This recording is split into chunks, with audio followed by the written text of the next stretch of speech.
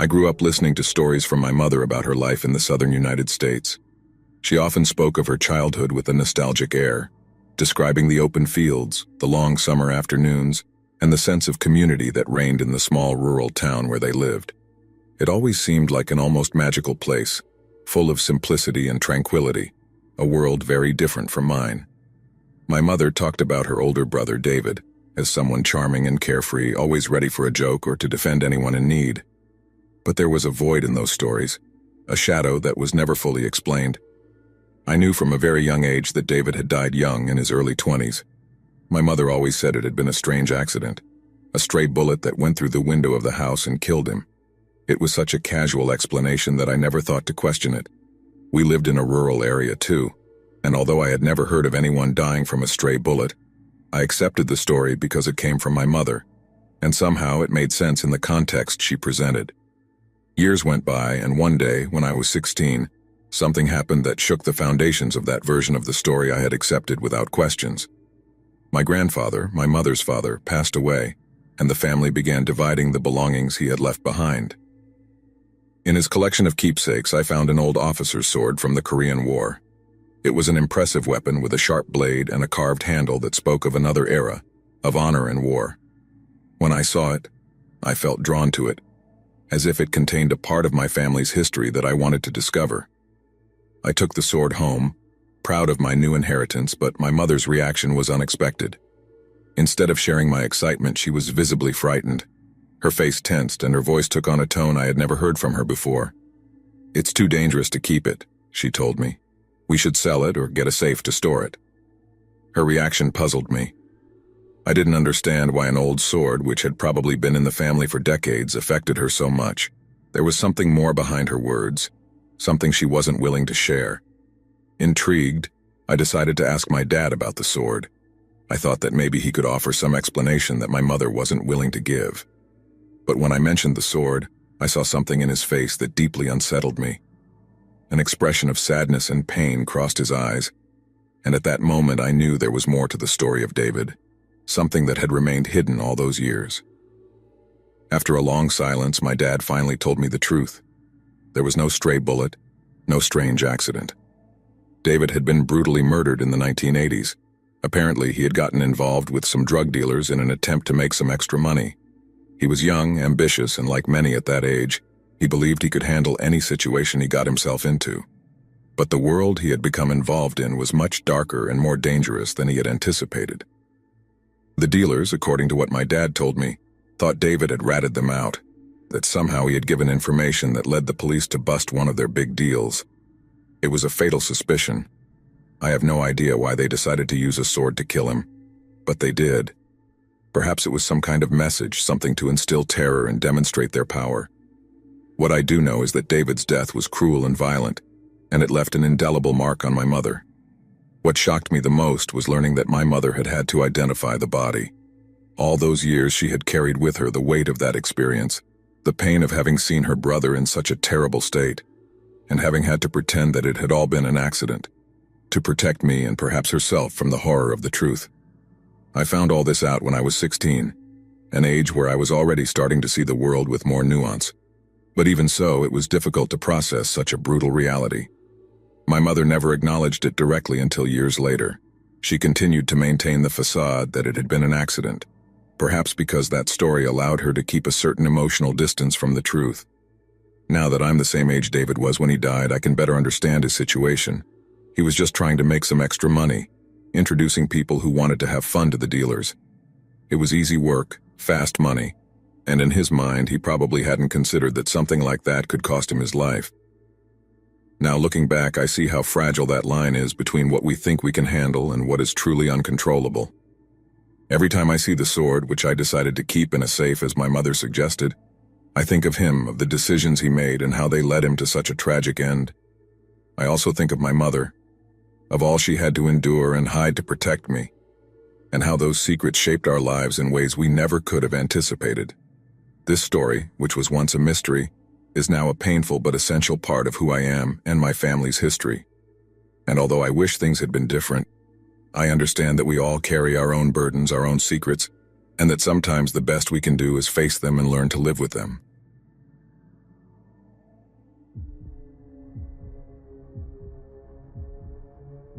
I was quite young when this happened, so the details won't be perfect. But the story is true. I grew up in a small coastal town, the kind of place where everyone knew each other and where life seemed to pass with unshakable calm. Our houses were lined along a quiet street with views of the sea that glistened under the sun during the day and whispered with the sound of the waves at night. My memories of that time are filled with days of playing on the beach, riding bikes, and sharing laughter with the neighborhood kids. Among our neighbors was a family I really liked. My parents were friends with them, and their children were about my age.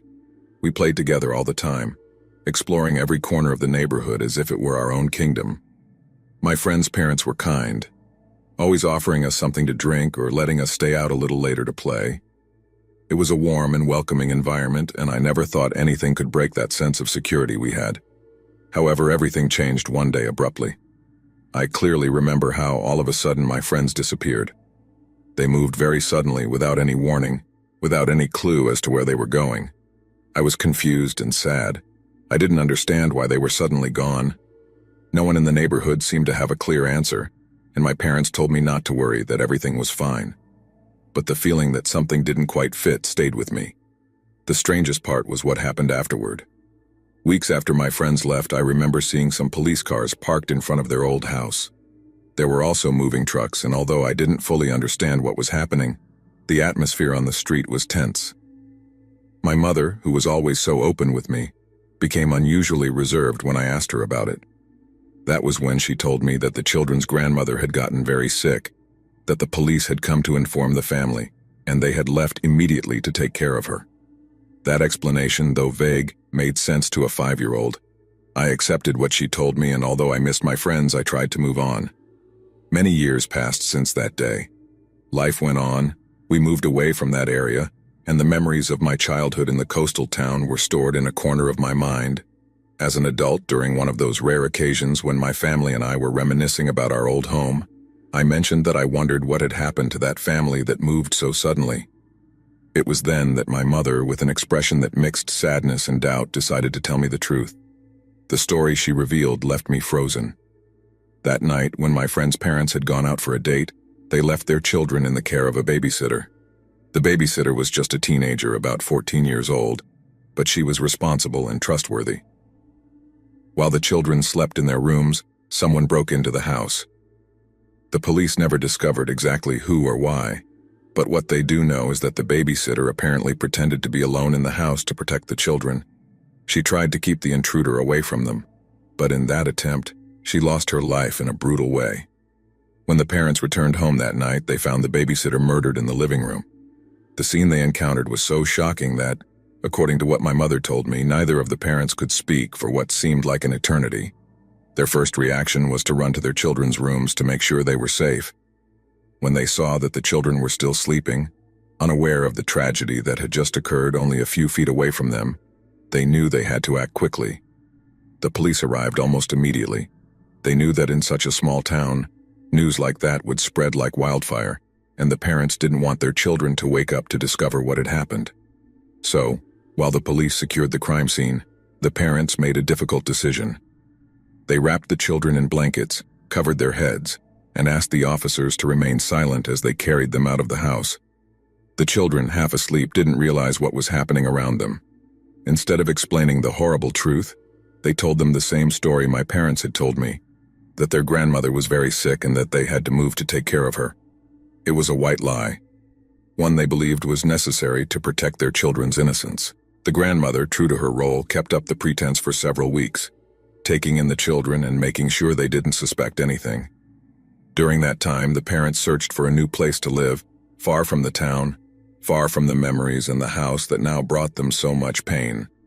Once they found a new home, they moved quietly, leaving behind everything they had known. My mother told me that she never knew if the children ever found out the truth about what happened that night. Perhaps as they grew up, they began to question the story about their sick grandmother. Or maybe the parents decided to keep the secret forever, hoping their children could live without the weight of that horror in their minds. That revelation shook me deeply. Everything I had believed about that sudden move crumbled. I realized then that the truth is often hidden behind well-intentioned lies, and that protecting the innocent sometimes requires difficult and painful decisions. Since that day, whenever I think of that family, I wonder how they dealt with it all. And although I will never know if the children discovered the truth, I hope that, in some way, they were able to find peace and continue with their lives, far from the terror that once loomed so close.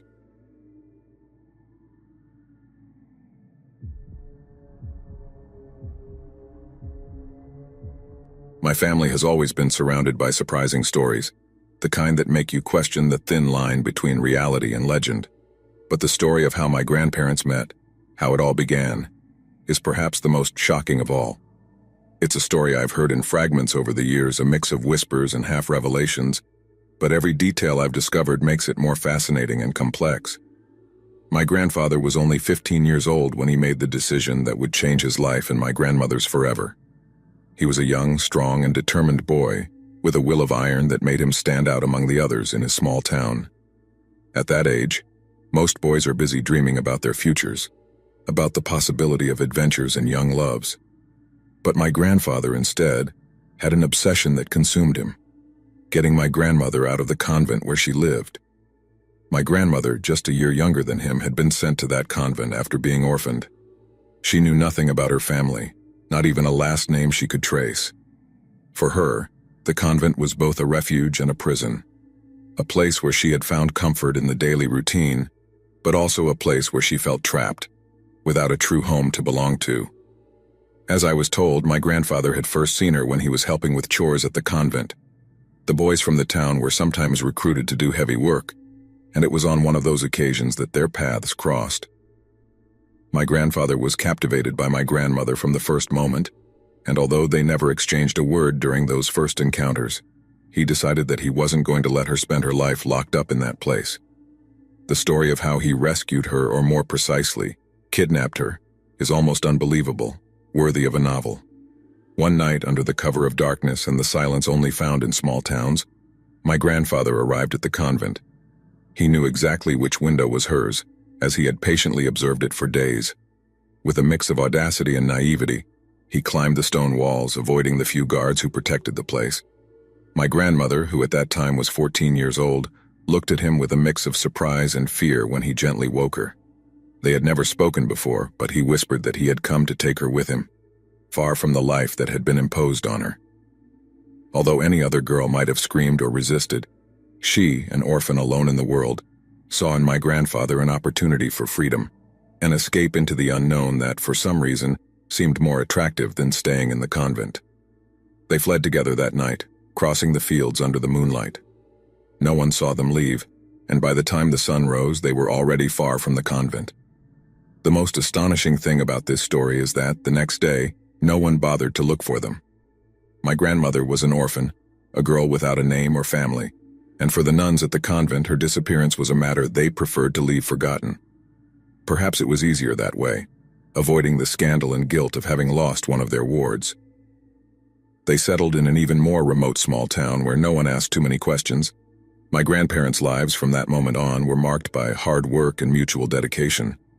Over time, they had 16 children, each more resilient than the last, raised in a home full of love and discipline. My grandfather worked from sunrise to sunset, and my grandmother, although she never had the formal education she would have received in the convent, became a wise, strong woman deeply devoted to her family. I've always been fascinated by how two such young people could make such a radical decision, so full of uncertainty, and build a life together from nothing. I imagine my grandmother, a girl who went from the seclusion of the convent to the intensity of raising a large family in difficult circumstances, with no more guidance than her own instinct and the love she built alongside my grandfather.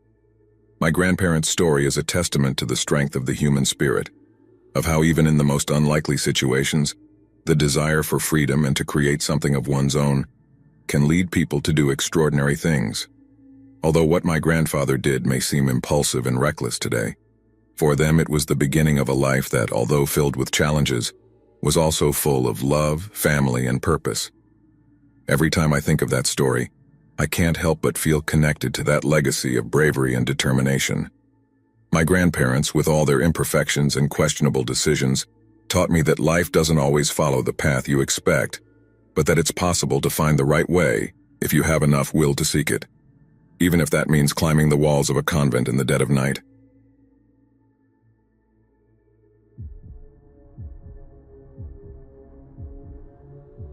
There are stories in families that remain hidden for years, buried under layers of silence and secrecy. Sometimes those stories come to light unexpectedly, and when they do, they reveal truths that change the way we understand our own past.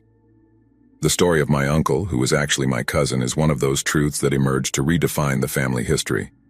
I grew up believing that my uncle was, well, simply my uncle. He was a loving and dedicated man, someone who was always present at family gatherings, who taught me how to ride a bike and who had a contagious laugh that lit up any room. To me, he was my mother's younger brother, the uncle every child wishes to have. I never had any reason to think there was anything unusual about his place within our family. But as with many things, the truth wasn't that simple. It was during a family conversation that, already an adult, I discovered the full story. I remember how we were sitting around the table, sharing memories and laughter when someone mentioned something about my uncle's past that didn't quite match what I had always known. It was a casual comment, but revealing enough to spark my curiosity. I decided to ask my mother about it later in private, and that's when she told me the story. My uncle, as I had always called him, was actually my cousin. He was born as the first child of my aunt, my mother's older sister. At that time, my aunt was young and facing many difficulties. Despite the circumstances, she tried to give her son the best she could. But tragedy struck unexpectedly. When he was just a baby, he was kidnapped. The kidnapping was a devastating blow to the family. The authorities searched tirelessly, but for an entire year, there was no trace of the baby. My aunt, already emotionally fragile, began to crumble under the weight of pain and despair. The family tried to support her, but the void left by her son's disappearance was too much for her to bear. That year of uncertainty and fear changed everyone involved forever. Finally, against all odds, the baby was found. He had been returned, but he wasn't the same baby who had disappeared. He had grown up in unknown circumstances, without the love and care a child should receive during their first year of life. When he was returned to the family, my aunt was unrecognizable. The trauma of the kidnapping, combined with the guilt and pain of having lost her son for so long, had transformed her. When she was faced with her son again, my aunt couldn't bear the idea of taking him back into her life. She no longer saw in him the baby she had lost, but rather a stranger, who represented all the suffering she had endured. She couldn't handle the emotional weight of raising that child, and in an act of desperation, she decided that she couldn't be his mother. That's when my grandparents stepped in. They couldn't allow the child to be abandoned or given to strangers. They decided to adopt him as their own, to give him a home filled with love and stability, which he so desperately needed. Thus, legally, he became my uncle, even though he was actually my cousin. My grandparents raised him as one of their own children, and they never made any distinctions between him and the other siblings. Over time, the story of his kidnapping and return faded into the margins of family memory. For all intents and purposes, he was my mother's younger brother, and no one questioned that reality. My grandparents gave him everything he needed, and he grew up to be a beloved member of the family. However, knowing the truth added a new layer to the relationship I had with my uncle. I then understood why there was always a certain sadness in his eyes, a melancholy I hadn't noticed when I was a child. My mother told me that he never spoke about those early years, not even with them. It was a topic too painful, something he preferred to leave buried. This revelation also made me reflect on my aunt's role in all of this. The decision not to take her son back must have been devastating for her. And while some might view it as selfish or cruel, I could understand that it was a choice born out of trauma and pain, not indifference. After all, the impact of losing a child, even for a short time, can be insurmountable. Today, when I think of my uncle, I see him with new eyes. I see him as someone who, despite a difficult beginning and an uncertain fate, found his place in our family and became the loving man we all knew. The story of his life is a reminder of how the darkest circumstances can give way to light, of how love and compassion can transform even the deepest wounds. And though he will always be my uncle, I now know that his story intertwines tragedy and redemption, pain and hope. It's a story that, though hidden for years, now forms a crucial part of our family's legacy.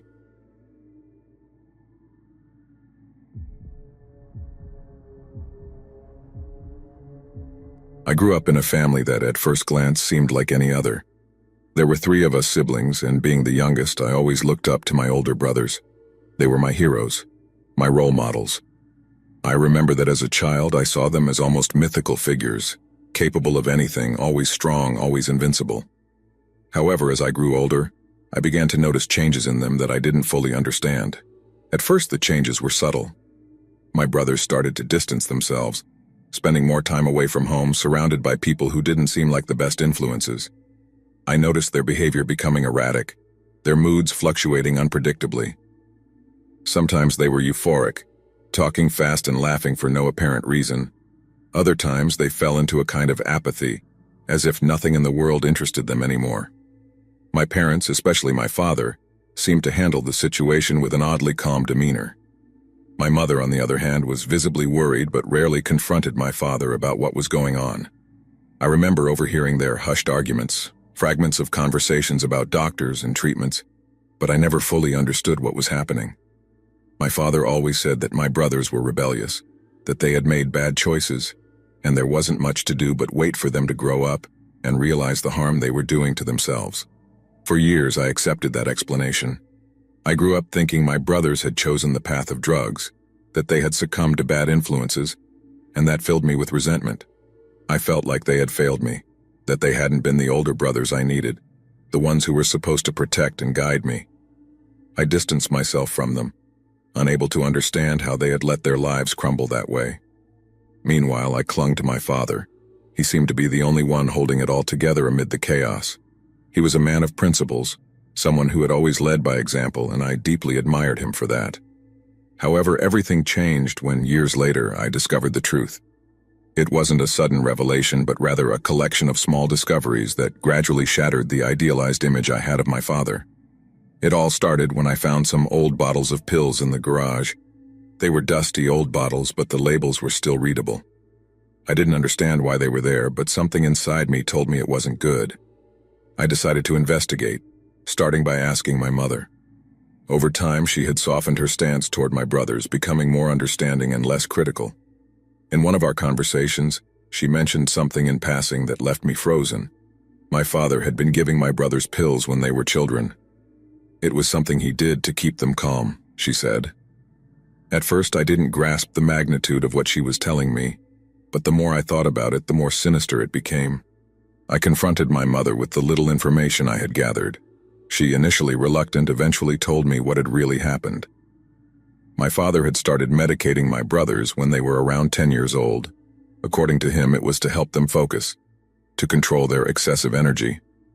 In reality, what he was doing was sedating them, keeping them in a state of obedience and calm that, over time, became a necessity, a dependency.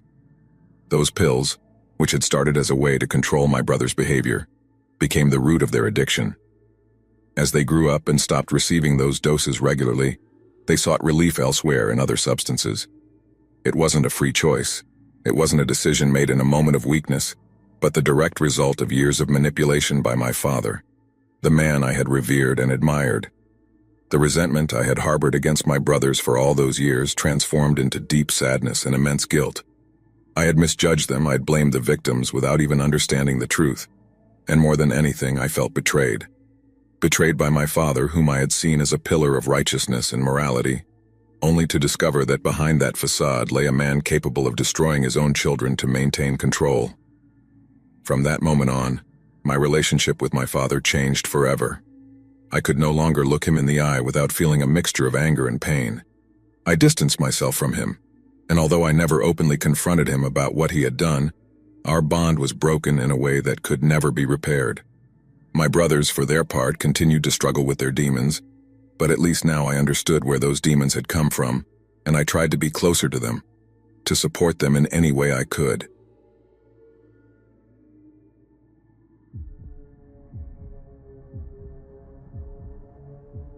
I clearly remember when I first heard the story that my family had tried to keep silent for years. The first time I heard about my great-aunt's husband was at a family gathering, one of those where conversations become more intimate and secrets start to come to light after several glasses of wine. My mother, always reserved, was talking in a low voice with one of my uncles, and I overheard fragments of what they were saying. He killed her, fled to New York. Your grandparents found him. Curiosity was eating away at me, so I approached, trying not to seem too interested, but at the same time anxious to learn more. My mother looked at me and her expression changed.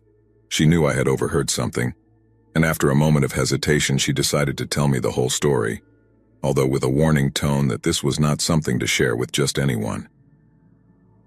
It all began in Puerto Rico, in a small town where my great-aunt lived with her husband. To everyone, they seemed like a normal couple, but there were rumors, the kind that are whispered in corners and that somehow everyone knows, but no one dares to mention aloud. According to my mother, the man's first wife had died under mysterious circumstances.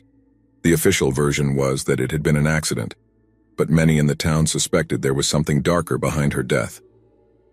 My great-aunt married him shortly afterward, and her family wasn't entirely happy with the union.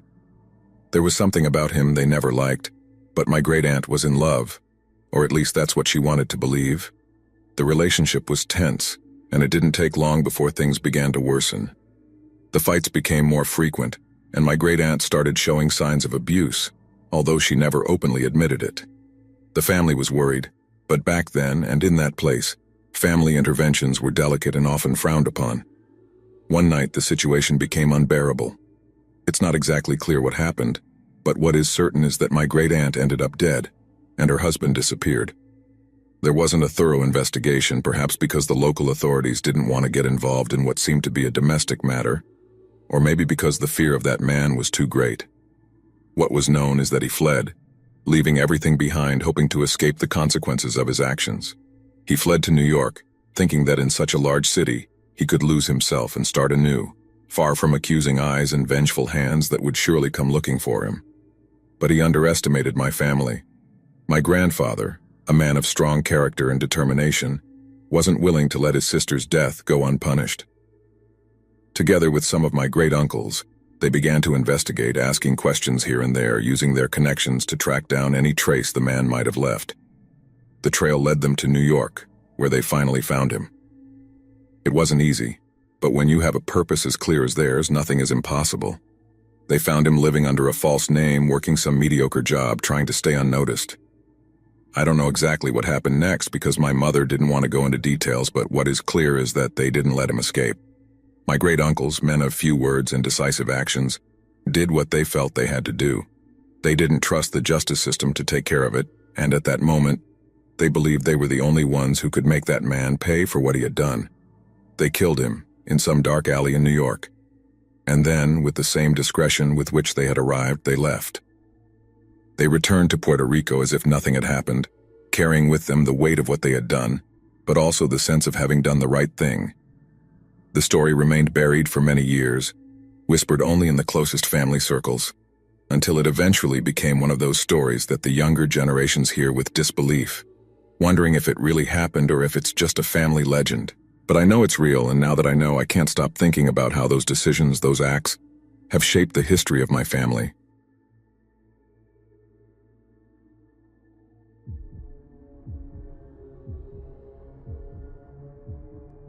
I grew up with a constant feeling that something in my family didn't quite fit. There was an uncomfortable silence, a sort of shadow that seemed to hang over us. Although I never knew exactly what was wrong, I could feel it in the way my parents avoided certain conversations, in the furtive looks they shared when they thought I wasn't watching. My childhood was marked by that uncertainty, but it wasn't until many years later that I finally uncovered the truth, and when I did, everything fell into place in a way that left me frozen. My parents had 2 children before I was born, but I never knew about them. In fact, I didn't learn anything about their existence until years later, when my aunt passed away and left me some of her personal belongings. Among her things, I found something that would change my life forever: the birth announcements of those 2 children.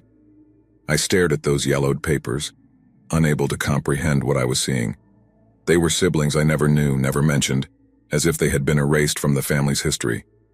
The revelation hit like a punch. I felt the air leave my lungs and a cold sensation spread through my body.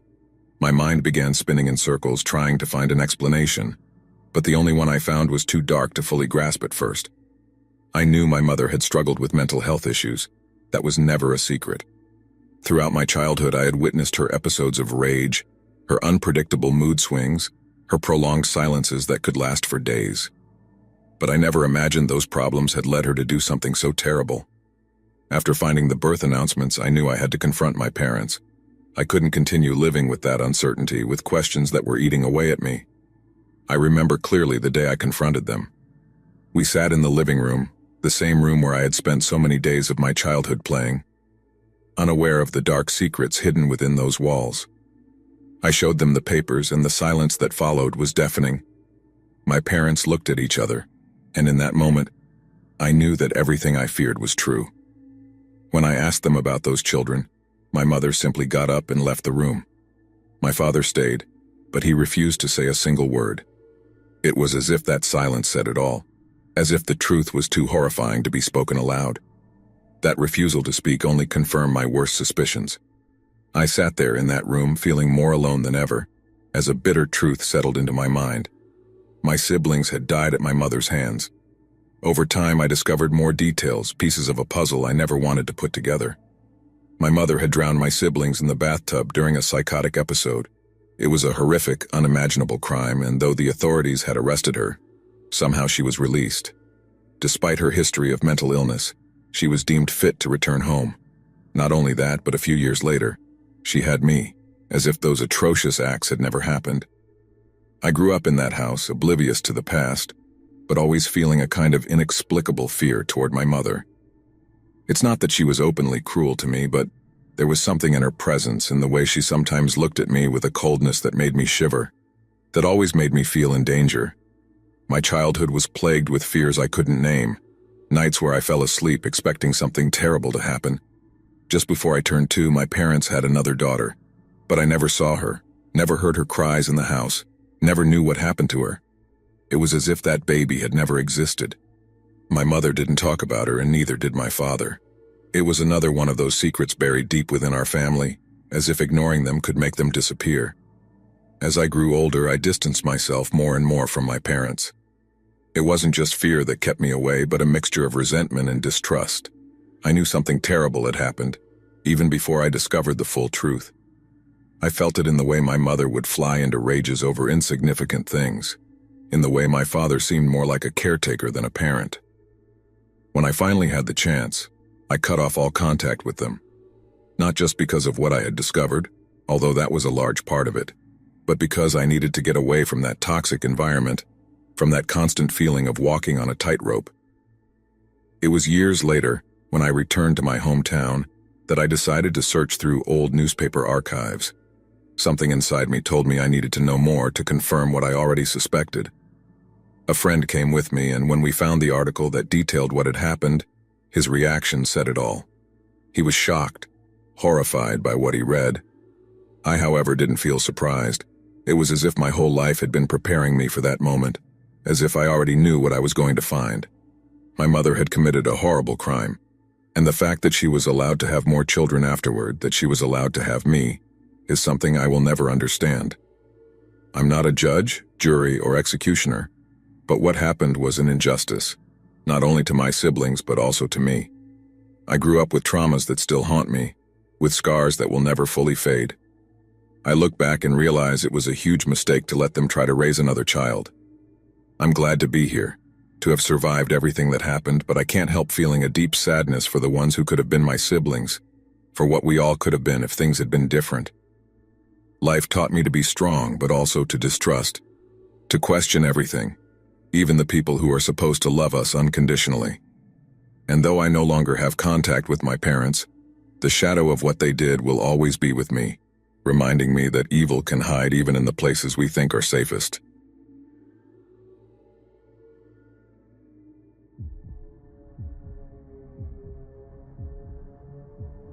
Since I can remember, I always believed my family was perfect. I grew up in a home filled with love, laughter, and happy memories, and that was what defined my childhood. Every Christmas, every birthday, and every family gathering felt like moments straight out of a fairy tale. My parents, Andres and Sofia, were the kind of people everyone admired, hardworking, kind, and deeply devoted to us, their children. There wasn't a single day when I didn't feel loved and protected.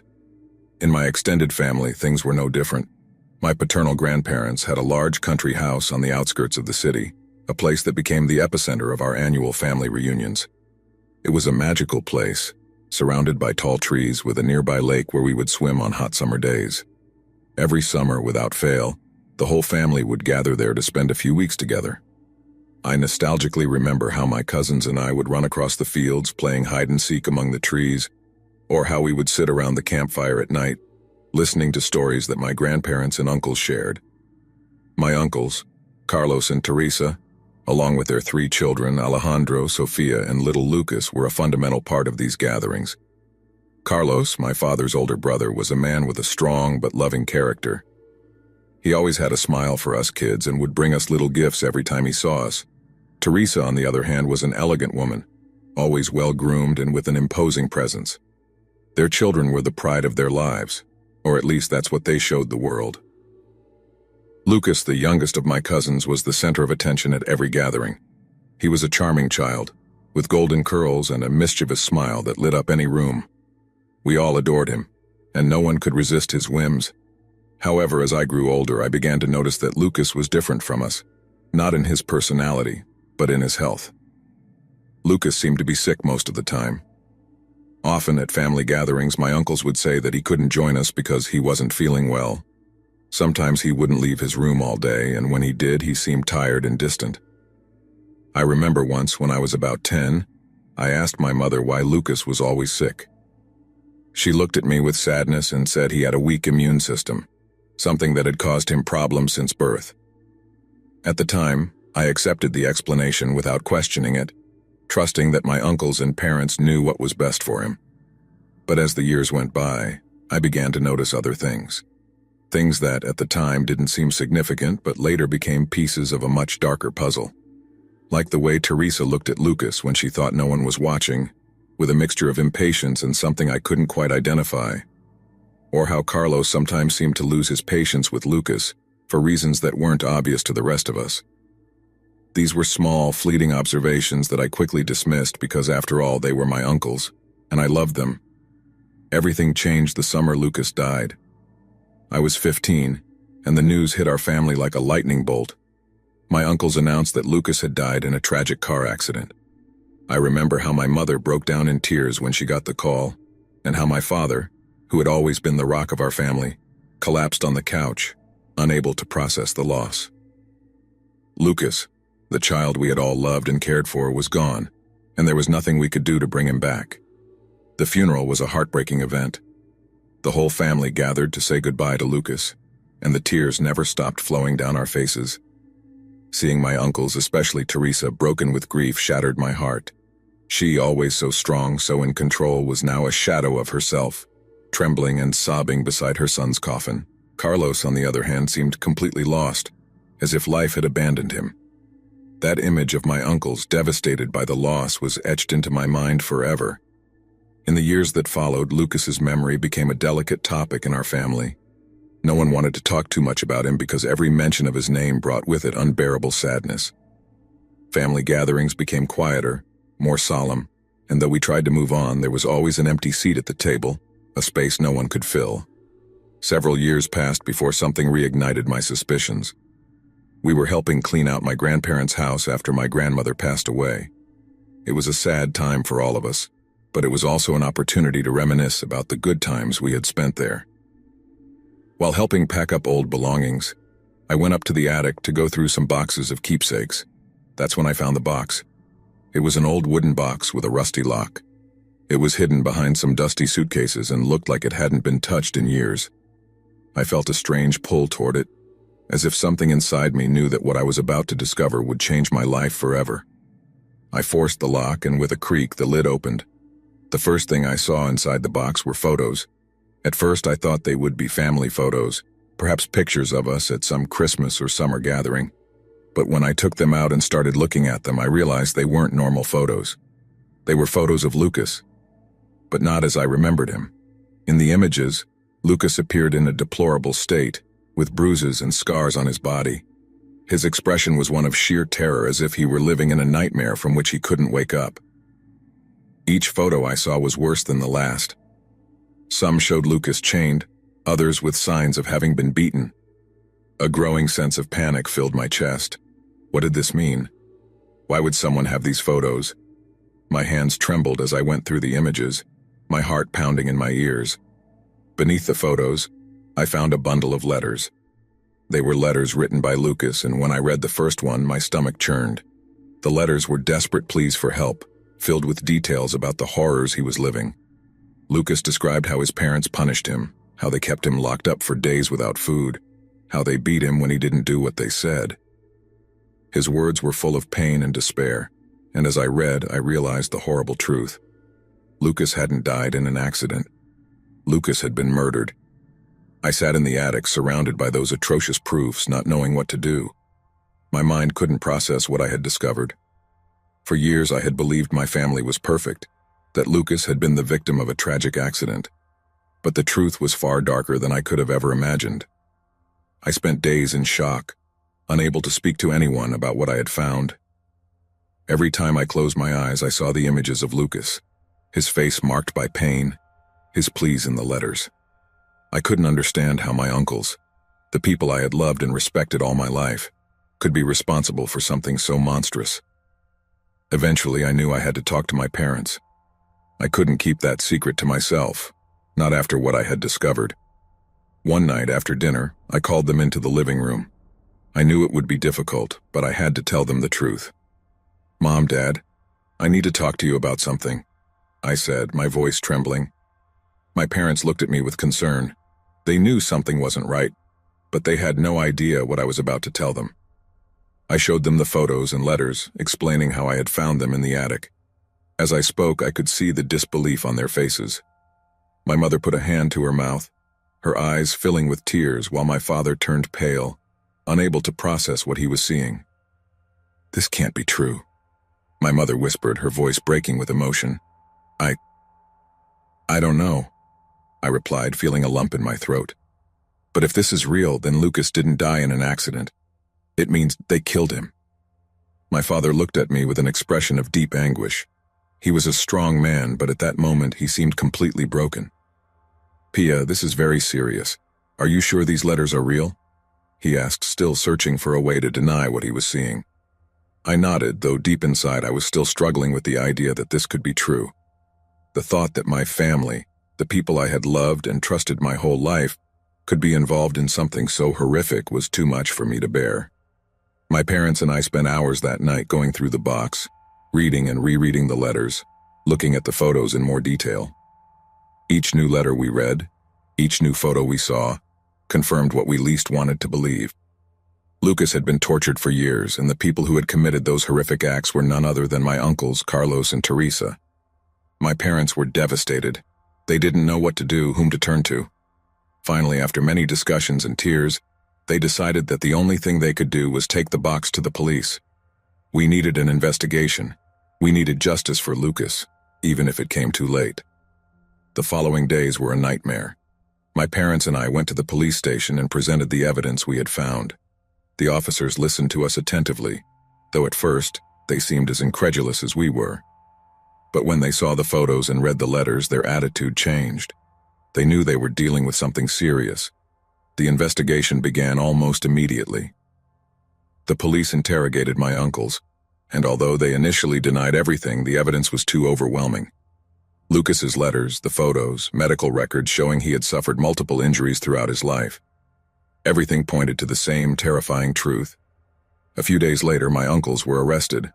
The news spread quickly through our community, and the perfect family that everyone admired was exposed for what it really was: a facade, a lie built to hide the horrors happening behind closed doors. My parents were heartbroken.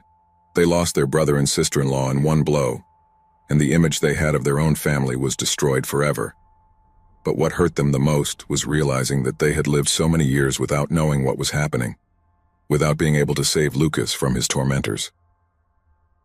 The country house where we had spent so many happy summers was sold shortly afterward. None of us could bear to go back to that place, knowing what had happened there. Our family fell apart. The family gatherings, once full of laughter and love, became a distant memory, replaced by an uncomfortable silence and a sadness that would never fully disappear. Now, years later, I still struggle with what I discovered. I am haunted by the thought of everything Lucas had to endure, how no one heard him, how his suffering went unnoticed for so long. Sometimes I wonder if I will ever be able to trust anyone again, if I will ever be able to believe in the goodness of people. But what scares me the most is knowing that evil can hide in the most unexpected places, even in families that seem perfect. My story is a warning, a painful lesson about the importance of looking beyond appearances, of questioning what we take for granted, and of never stopping in the search for the truth, no matter how painful it may be. The truth, as I learned the hard way, always comes to light, and when it does, it can destroy everything we thought we knew.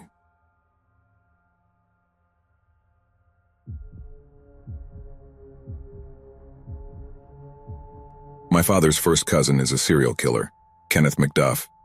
We watched the episode of America's Most Wanted when it aired, and we were shocked to find out about a McDuff without knowing he was a relative. Imagine that your family had always been close-knit, a blend of humble origins and deep-rooted values, where everyone seemed to know everyone. Family gatherings were always lively, filled with shared stories and laughter. But one summer afternoon, when everyone was gathered in the living room, something changed. The television was on, tuned to an episode of America's Most Wanted. It wasn't common for the family to watch that kind of show, but that night, something in the air seemed to suggest it was the right thing to do. As the show unfolded, a particular news segment caught everyone's attention. A man named Kenneth McDuff, wanted for being a serial killer. At first, the name didn't mean much. It was just another name, one more among the many that flashed across the screen. But as the narrator began detailing his history and showing his face, the atmosphere in the room shifted dramatically. A heavy silence fell over the family when one of the aunts with a pale face muttered, That's Aunt Margaret's son." Suddenly the horror of what they were watching became personal, very personal. Kenneth McDuff, a man they had vaguely known as a distant cousin, a familiar face at occasional family gatherings, turned out to be one of the most brutal killers in recent U.S. history. The disbelief gripped everyone. How could someone from their own family be capable of such atrocities? The episode continued, breaking down McDuff's crimes in detail, and with each revelation the horror deepened. He wasn't just a murderer, he was a monster, someone capable of unimaginable cruelty. The stories of his victims, the way he hunted and killed them, seemed like something out of a nightmare. And yet there was his face, the face of someone who shared blood with them. After the program ended, no one spoke for a long time. It was as if the words were frozen in everyone's throat. Finally, your father broke the silence. We never knew him well. But still, it's incredible to think that someone from our family... His voice trailed off, unable to complete the sentence. That night changed everything. The family began to recall the few times McDuff had appeared in their lives, the small encounters that now seemed filled with a threat they hadn't noticed before. They remembered how there had always been something strange about him, a sense of unease that had led them to keep a cautious distance. However, no one had imagined what he was truly hiding. The childhood stories, the anecdotes about him, began to be reevaluated under a new, darker, more disturbing light. Over time, the family tried to move on, but the name McDuff was never spoken without a shadow of fear and revulsion. They became that family, the one with a serial killer in their family tree. And though they tried not to let it define them, the truth was always there on the fringes of their lives, a haunting reminder that even in the closest families, unimaginable secrets can be hidden. The impact of that discovery echoed for years. The trust in what family meant wavered, and the stories shared at family gatherings carefully excluded any mention of McDuff. But the memory of that America's Most Wanted episode never fully faded.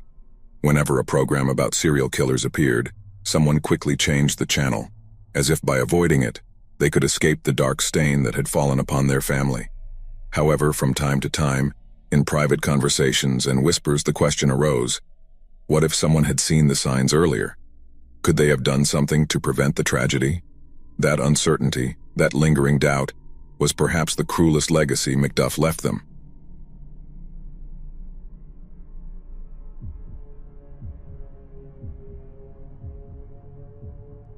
I discovered in my 30s that my mother hadn't just had 4 children, but actually 6. I had always thought I knew my entire family history, that I understood where I came from and who my siblings were. But as I learned, families sometimes hide secrets that challenge our understanding of what we think we know. I grew up in a household that, although not perfect, was relatively normal. My mother and stepfather made sure we never lacked for anything essential, and my 3 siblings and I shared a childhood that, while with its ups and downs, was stable. I never questioned the family structure. I accepted the narrative that was presented to me. 4 children, a hard-working mother who married a man who supported her, and a life that, while modest, was enough. But secrets have a strange way of coming to light when you least expect it. It was during a family gathering, one of those organized from time to time where everyone attends with a mix of excitement and obligation. We were in the kitchen, my mother, my aunt, and I talking about life, about how everything had changed since we were kids. It was in this context, in what seemed like an innocent conversation, that my aunt casually dropped a bombshell. "Do you remember when Mom had to give the first 2 up for adoption? I never knew what happened to them," she said, almost as if she were recalling just another anecdote. The silence that followed was deafening. My mother, who was in the middle of preparing a salad, stopped chopping and stood still. I felt the ground disappear beneath my feet. "2 first?" I asked, my voice trembling. My mother sighed and, without looking up, began to explain. It turns out that before meeting my stepfather, my mother had 2 children from previous relationships. It was a difficult time, and she didn't have the means to care for them, so she made the decision to give them up for adoption. She had never told me about them, and I had never suspected their existence. And then, as if that revelation wasn't enough, she dropped another bomb. When she became pregnant with me, she had intended to give me up for adoption as well. The news hit me like a train. For years, I had believed that my arrival into the world, though unexpected, had been welcomed. But now, knowing that I had been considered for adoption left me with a feeling of rootlessness. What did that say about my place in the family? Was I just the product of a mistake, an accident that was eventually decided to be kept? My mother continued speaking, explaining that she had changed her mind when she met my stepfather, that he had insisted she keep me, and that they would form a family together. Somehow, that didn't lessen the pain of knowing that at one point, I had been a discardable option. Weeks passed before I could process everything I had learned. My siblings and I talked about it, trying to understand our mother's past, the decisions she made, and how they affected us. It was a strange time, as if the ground beneath our feet was no longer as solid. But as often happens, life has unexpected ways of surprising you. A few years after all of this came to light, we received an unexpected call. It was one of the babies my mother had given up for adoption. He had been searching for his biological family and had finally found us. The news shook me, but in the best possible way. Meeting my new brother, I felt an instant connection. We shared more than I could have imagined, the same features, the same way of laughing, and even some of the same interests. It was as if, despite the years and the distance, there had always been a part of us that was connected. Since then, I've had to rethink what family means.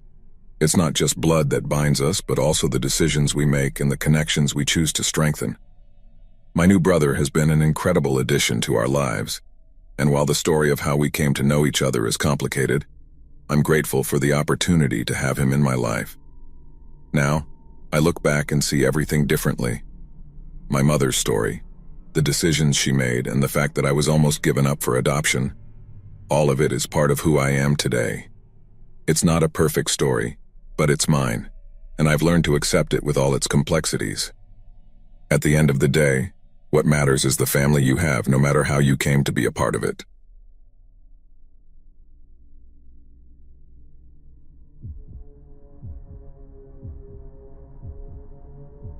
My uncle didn't die in a car accident. He killed his lover and then killed himself by crashing his car with her body in the trunk. It was a story that had been carefully buried by the family for years, a dark shadow that no one wanted to unearth. However, secrets have a strange way of coming to light, and when they do, they bring with them the truth that had been hidden for so long. It all began with what seemed to be a tragic car accident. It was a rainy night, the kind of night when roads are treacherous and visibility is low. The news came early the next morning. A car had violently crashed into a tree on the outskirts of town. Inside the vehicle, emergency services found the body of a man, identified as the family's uncle. The initial diagnosis was clear. He had lost control of the car in bad weather conditions and died upon impact. The family was devastated.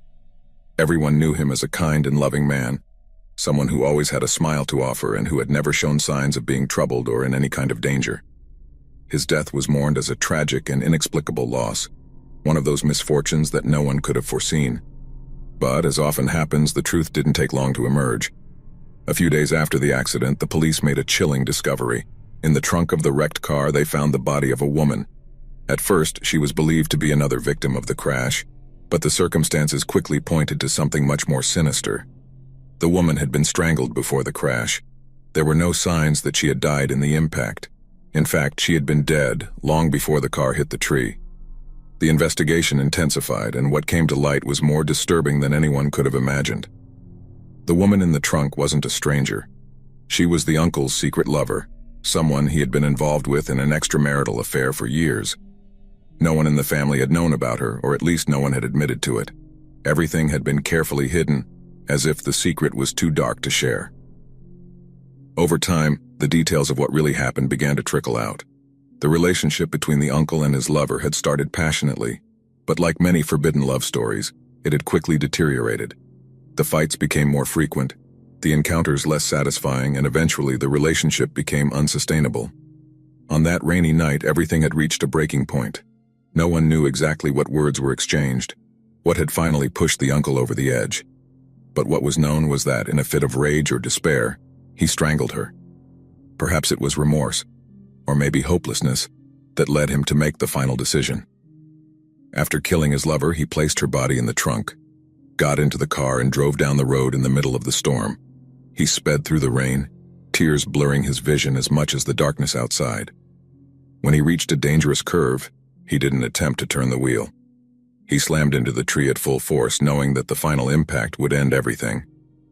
When the family finally learned the truth, they were shattered once again, but this time for very different reasons. The story that had been told at first, the one about a tragic accident, was replaced by a much darker reality. No one wanted to talk about it, but the gossip in town didn't stop. Rumors spread like wildfire, and what had started as a tragedy turned into a public scandal. Years passed, and although the memory of that accident faded from the community's mind, for the family, the pain and shame remained.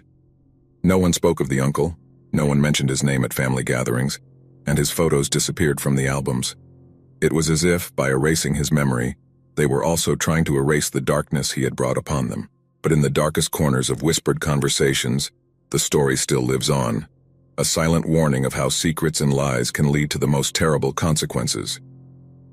And although the family has tried to move on, the truth of what happened on that rainy night remains a reminder that the past, no matter how much you try to bury it, always finds a way to come to light.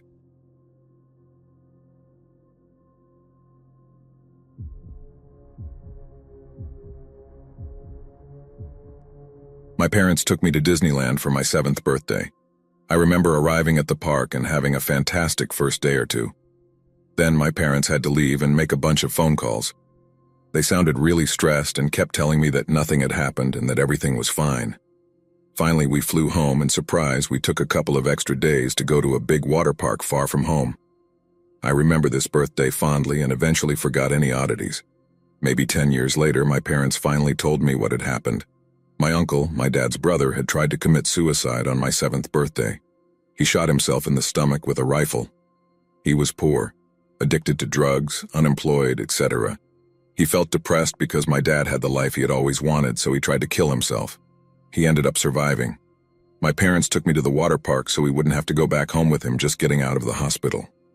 By not telling me, my parents allowed my birthday to remain my day, not the day my uncle tried to die. Knowing how the mind of a 7-year-old works, I probably would have thought that I had something to do with it.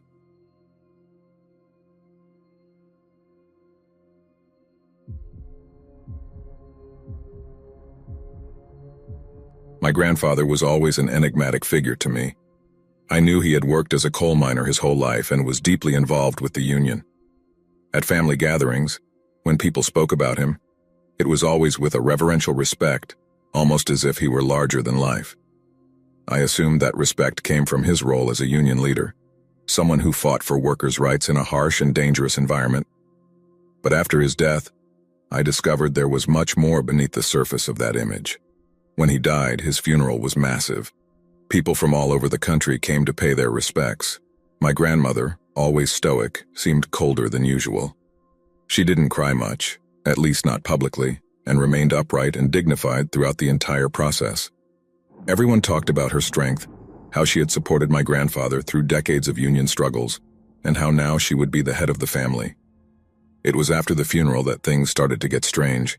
My brother, who was 16 at the time, recalled an afternoon when he was at our grandmother's house.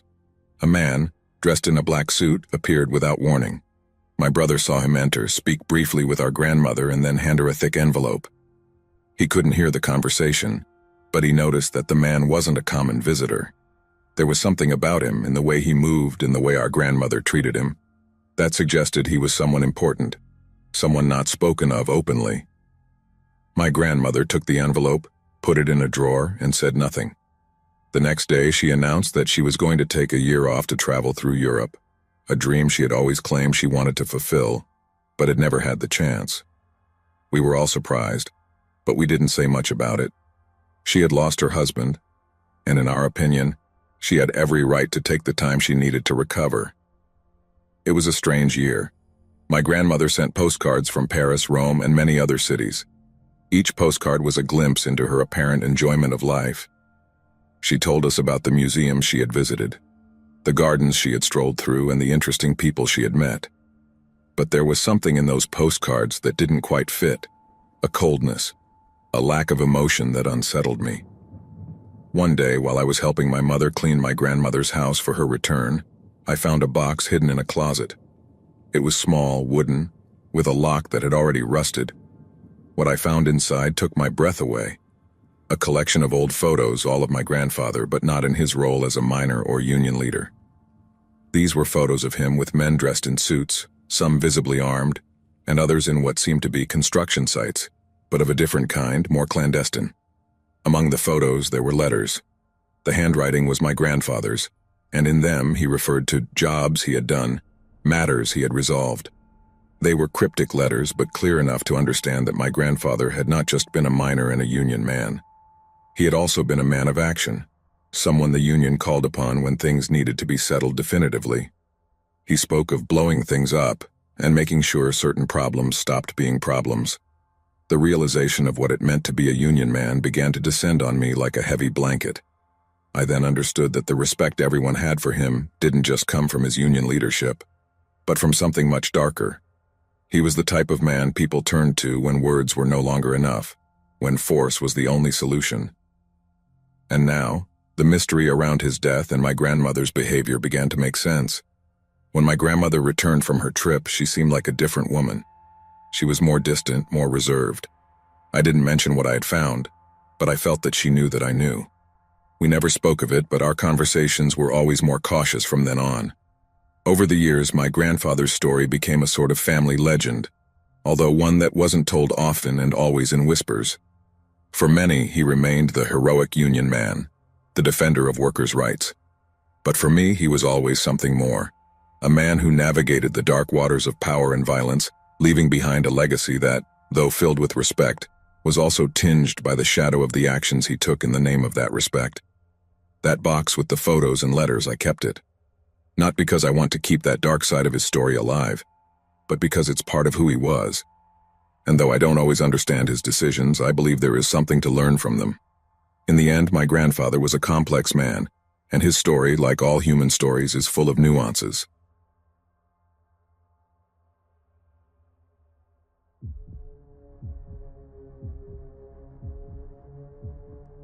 I grew up believing that my grandmother had lost her leg due to an aggressive cancer, an illness that had weakened her and ultimately forced her to amputate to survive. That was the story I was told as a child, and for years, I never questioned it. After all, my grandmother was a strong woman, someone who had faced life with a toughness that only experience can bring.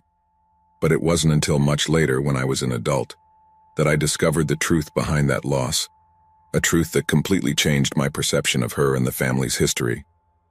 In her youth, my grandmother was a robust and hard-working woman. My grandfather, on the other hand, was a severe man, with a stinginess that bordered on cruelty. He was never an easy man to deal with, and his attitude toward money defined him in many ways. His obsession with saving every penny led him to make decisions that, over time, destroyed more than just the family's finances. They also destroyed my grandmother's life. One particularly hot summer, the roof of their house began to show signs of wear. The tiles were cracked, and whenever it rained, water seeped through, creating damp spots on the walls. True to his nature, my grandfather decided they wouldn't pay a professional to fix it. Instead, he would handle the repairs himself. And as always, my grandmother would be by his side, helping with whatever was needed. I was told how that day she climbed onto the roof with him, carrying heavy tools and helping him replace the damaged tiles. It was a hard, even dangerous task, but my grandmother didn't complain. However, in a moment of carelessness, she lost her balance and slid off the edge of the roof, falling to the ground with a scream that echoed through the street. The fall was brutal. She severely injured her leg, and the pain was unbearable. Neighbors rushed to help, and soon she was taken to the nearest hospital. There, the doctor explained to my grandfather that her leg was seriously damaged, but with the proper treatment and surgery it could be saved. However, the treatment wasn't cheap, and at that moment my grandfather made a decision that would change my grandmother's life forever. "We're not spending that money," he said with a coldness that still chills me to remember. "Cut it off." The doctor tried to reason with him, explaining the implications of an amputation and how it would affect my grandmother's life, but my grandfather didn't flinch. To him, the cost of treatment was an unnecessary luxury, and he preferred the cheaper solution no matter the suffering it would cause his wife. And that's how my grandmother lost her leg. Not to an uncontrollable illness, but to the stinginess of a man who valued money more than the health and well-being of his wife. The recovery was long and painful, and my grandmother was never the same again. Although she learned to live with a prosthetic, the loss of her leg deeply marked her, both physically and emotionally. But my grandfather's cruelty didn't end there. After the amputation, his treatment of my grandmother became even more ruthless. Not only had he left her mutilated, but he also began to beat her. I remember hearing stories of how, in the middle of the night, my grandmother's screams would break the silence of the house, but no one did anything. In those days, things were different. Domestic abuse was a subject people didn't talk about, let alone intervene in. My grandmother endured years of abuse, years in which her strength was tested over and over again. She never spoke about it directly to me, but when I looked into her eyes, I could see the pain and resignation she carried inside. Despite everything, she kept going, taking care of her children and grandchildren, trying to maintain an appearance of normalcy in a life that was far from it.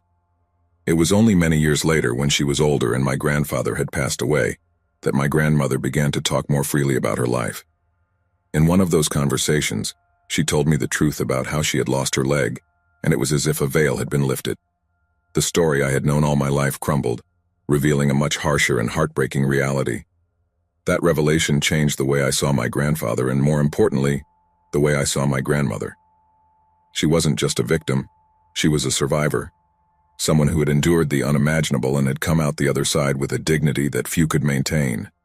Her strength didn't come from having overcome an illness, but from having survived a personal hell created by the person who was supposed to protect her.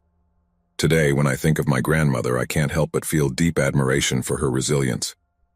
The story of how she lost her leg isn't just a story of loss, but also of the incredible willpower she possessed. It's a life lesson that, though painful, has taught me to value the strength and endurance that often hides behind the quietest people. My grandmother didn't just lose a leg, she lost part of her life and spirit, but she never lost her dignity. And that's something I'll never forget.